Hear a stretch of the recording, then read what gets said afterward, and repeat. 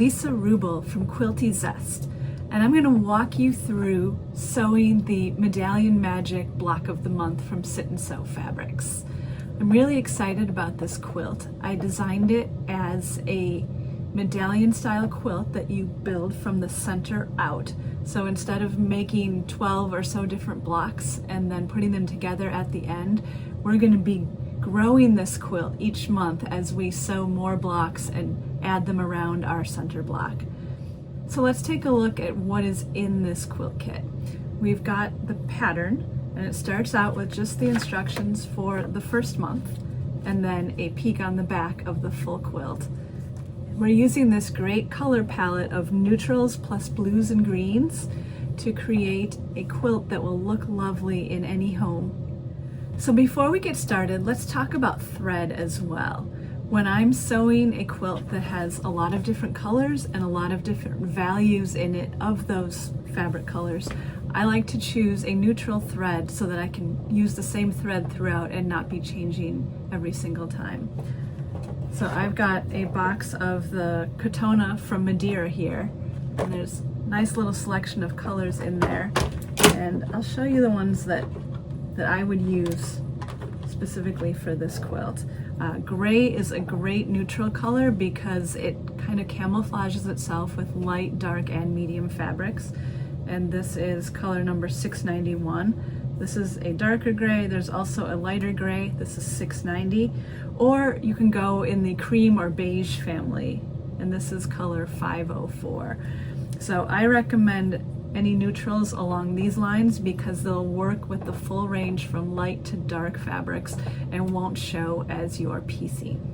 So if you're watching this video and want to get in on the fun of making the Medallion Magic quilt, head over to Sit and Sew's website, sitandsewfabrics.com, and search Medallion Magic, and you can find the kit. And when you purchase that, you'll receive what I've got here, the first month's information, as well as the fabric for the entire quilt.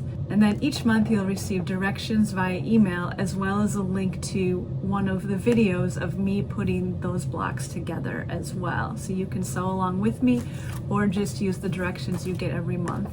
And we'll have fun putting this quilt together. Before we get started on month one, let's talk a little bit about the supplies you'll need for this block of the month. You'll have the fabric and the pattern from ordering the kit. You'll also need a neutral thread for piecing, and I talked about the Madeira Katona neutrals that I'm using. And then you'll need some quilting rulers, something with a straight edge to cut width of fabric, and then I like to have a couple smaller rulers on hand. This is a 3.5 by 12, a 6.5 inch square, just because they're easier to manipulate as you're cutting smaller pieces. And then of course a rotary cutter and an iron and ironing pad and a cutting mat to do all of your cutting on. And then don't forget, of course, your sewing machine. So I like to have all of these things right in front of me so that I can just sit and sew. Haha, there's my little pun. So I can just sit and sew and do everything at once. So I've got my sewing machine set up here, my cutting mat, and my ironing station right here. So I can sit on my chair and wheel back and forth and do all the different steps as I sew. Just want to offer a couple suggestions about fabric storage and organization for this project. When you purchase the kit, you get all the fabric for it at once, and there is some extra built in case you make any mistakes. But what you're going to want to do is keep all of your fabric and the quilt as we start assembling it in one place so that you can find it and pull it out each month. Whether that's a plastic tote, a drawer, a project bag, but keep everything together and then you'll have it all handy and ready to go.